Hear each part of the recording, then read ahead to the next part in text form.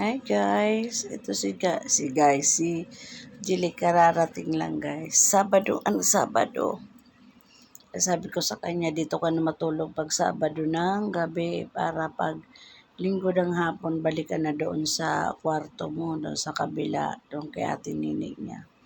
Tapos siya nagkwentuhan muna kami guys. Sabi niya hindi siya kakain ng kanin. Kain lang daw siya niyang aking tinola. Tapos binasalubungan niya ako ng turon. Tapos may pa-burger pa si Jilly. Kaya ayaw naman ni Lalay. Nakipagkwentuhan siya sa akin. Kwento-kwento muna siya guys. Tapos tinatanong niya ako. Saan ko daw nabili yung plato? Sabi ko sa TikTok. Tapos tinatanong niya yung isang mangko.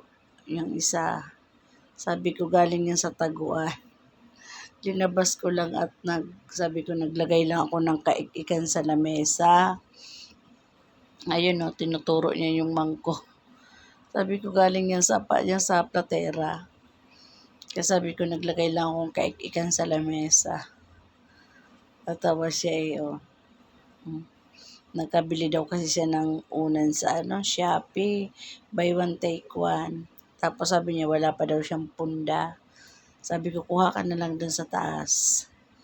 2 punda kasi sabi ko sa kanya pagpunta namin ng Taytay, sabi ko doon ka na lang bumili. Kasi sabi niya bakit daw hindi ko siya sinama sa pagpunta sa Taytay. Ibiglaan lang yung pagpunta namin sa Taytay. Kaya sabi ko bili kami ng pansapin dyan sa upuan. Ayan. Ano lang naman yun guys, nakaano ko, 1.5. Ayan guys, Bye guys. Thank you. God bless po.